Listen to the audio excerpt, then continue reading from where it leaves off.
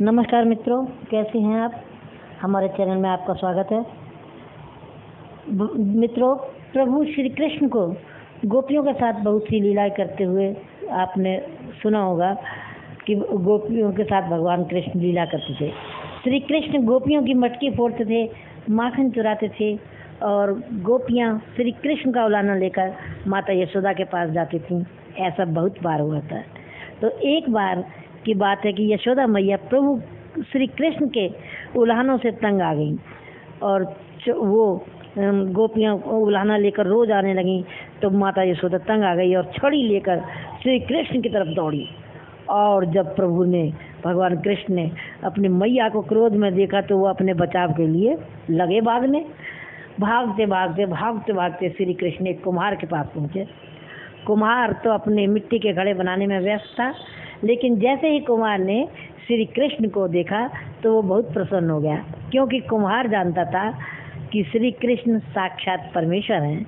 तब प्रभु ने कुम्हार से कहा कि कुम्हार जी, आज मेरी मैया मुझ पर बहुत क्रोधित है और देखो मैया छड़ी लेकर मेरे पीछे पीछे आ रही है। भैया ऐसा करो, मुझे कहीं छुपा दो। तब कुम्हार ने श्री कृष्ण को एक बड़े से मटके के नीचे छुपा दिया और कुछ ही क्षणों में माता यशोदा भी वहाँ आकर आ पहुँची और कुमार से पूछने लगी, क्यों रे कुमार, तूने कहीं मेरे कन्हैया को देखा है क्या? कुमार ने कहा, नहीं मैया, मैंने तो कन्हैया को नहीं देखा। क्यों, क्या हो गया, क्या बात हो गई, क्यों छड़ी लेकर नन्हे कन्हैया के पीछे दौड़ रही हो? श्री कृष्ण ये सब बातें घड़े के नीचे से बैठे बैठे सुन रही थी छुप कर, और मैया तो वहाँ से चली गई।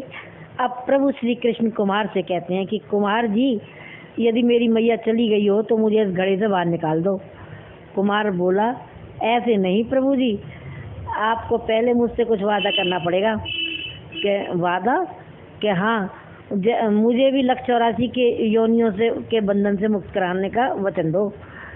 भगवान मुस्कुराए और उसकी चतुर्वाणी को सुनकर भगवान मुस्कुरा दिए और लेकिन कहा, ठीक है, मैं तुम्हें 84 लाख योनियों से मुक्त करने का वचन देता हूँ, पर अब तो मुझे बाहर निकाल दो। कुमार कहने लगा, नहीं प्रभु, मैं अकेला नहीं हूँ, मेरा परिवार के सभी लोगों को 84 लाख के बंधन से मुक्त करने का वचन दो, तो मैं आपको इस घड़े से बाहर निकालूं। तो भगवान बोले कि अच्छा, अब मैं तुम्हारे सब परिवार के सभी लोगों को 84 लाख के बंधन से मुक्त कराने का वचन देता हूँ, अब तुम मुझे घड़े से बाहर निकाल दो। कुमार कहता है, प्रभु बस एक और छोटी सी विनती है, उसे भी पूरा करो तो मैं, और वो पूरा करने का वचन दो तो मैं तुम्हें घड़े से बाहर निकाल दूंगा। भगवान बोले, वो भी बता दे भाई, क्या कहना चाहते हो? कुमार कहने लगा, प्रभु आप जिस घड़े के नीचे छुपे हो उसकी मिट्टी मेरे बैलों के ऊपर लाद के लाई गई है, मेरे इन बैलों को भी 84 के बंधन से मुक्त करने का वचन दो। भगवान कुमार के प्रेम पर प्रसन्न होकर रीझ गए और प्रसन्न होकर बोले, अच्छा भाई, तुम्हारे बैलों को भी मैं 84 के बंधन से मुक्त होने का वचन देता हूँ। प्रभु बोले, अब तो तुम्हारी सभी इच्छा पूरी हो गई, अब तो तुम मुझे अपने घड़े से बाहर निकाल दो भैया। तब कुमार कहता है, अभी नहीं भगवान, बस एक अंतिम इच्छा और है, उसे भी पूरा कर दीजिए। क्या अब क्या इच्छा रह गई भाई, उसे भी बता दें। कि वो ये है कि जो भी प्राणी हम दोनों के बीच के संवाद को सुनेगा उसे भी आप 84 लाख के बंधन से मुक्त करोगे।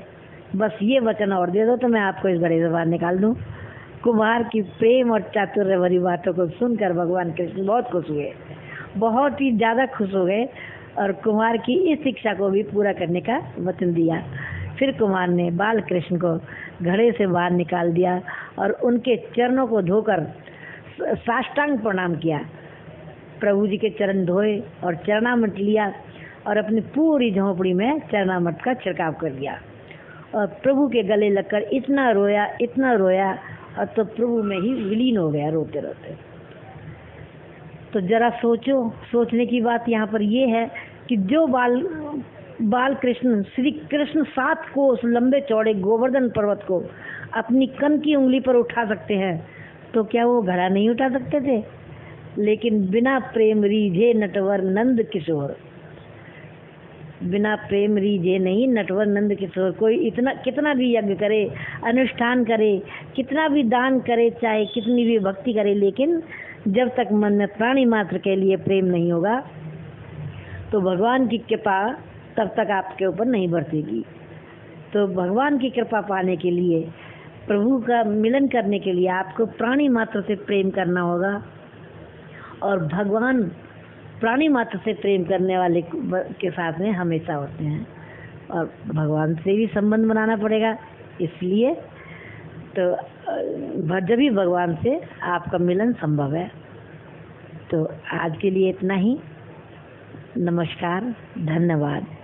आगे भी ऐसी ही पुरानी कथा लेकर आती रहूँगी। अब आज्ञा दीजिए। नमस्कार।